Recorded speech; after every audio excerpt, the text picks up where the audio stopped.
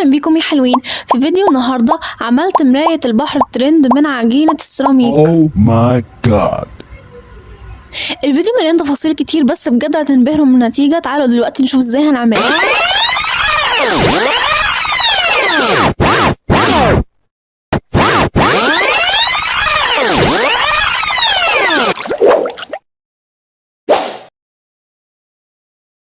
نبدأ بقى بأول جزء.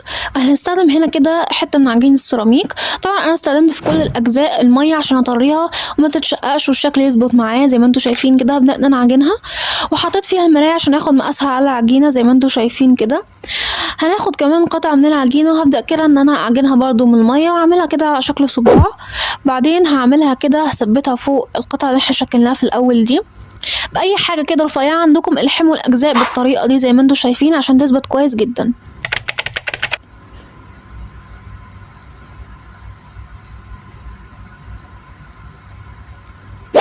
بعد ما خلصنا دمج دلوقتي هبدأ كده ان انا نعمل الحواف كلها بمية.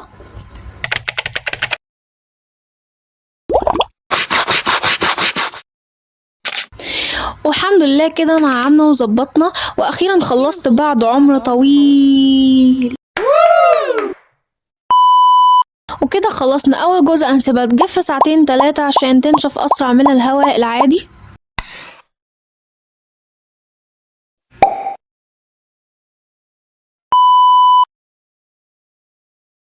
تشكيل تاني جزء بقى هنستخدم قطعة تانية برضو من عجين السيراميك للإيد، طبعا معاها المية عشان تساعدنا على الدمج بسهولة. عملت هنا خرمة هنظبطها كده كده. ظبطناها تم بعد قليل من العناء. هنرجع لأول جزء بعد ما نشف. بعدين بقى هجيب الجزء اللي احنا شكلناه من شوية ده دلوقتي هنثبتهم في بعض كده وهنبدأ ان احنا نلحمهم مع بعض. نسيبها يوم كامل تنشف في الهواء والشمس. 24 hours later.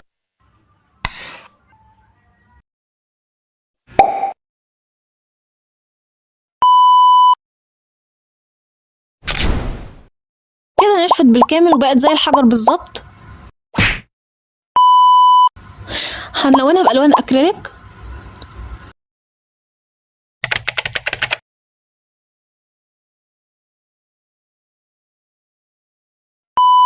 هنحط سيليكون على أطراف المراية. هنلزق المراية بس هنا اكتشفت إن في غلطة عملتها، وهي إن الجزء المشكل من العجينة طلع أضيق من المراية زي ما انتوا شايفين كده.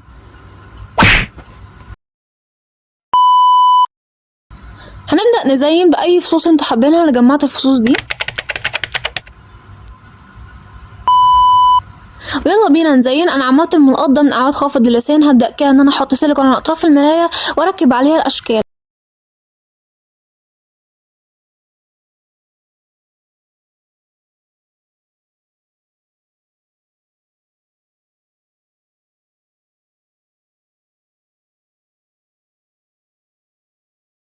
هنزينها كمان كده من ورا بالاحجار.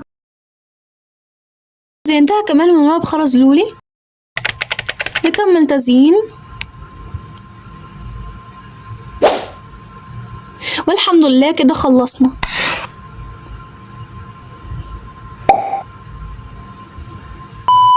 والحمد لله بعد وقت طويل، بعد العناء والشقاء والايام والخوف، خلصنا يا جماعة واخيرا.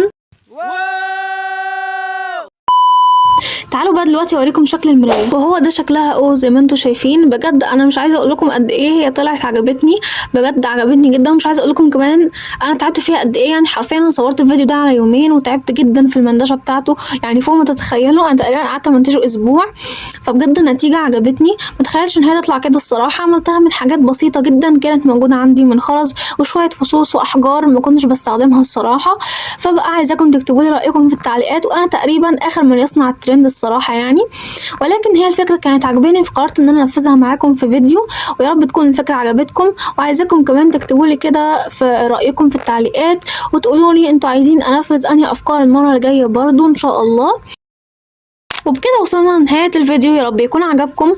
ما تنسوش طبعا زي ما قلت لكم تكتبوا رأيكم في التعليقات. وانا استمتعت جدا وانا بنفذ معاكم الفكرة دي. ما تنسوش تعملوا لايك للفيديو وتشتركوا في القناة وتكتبوا لي رأيكم تحت في التعليقات. بحبكم من قلبي. وبس كده، مع السلامة.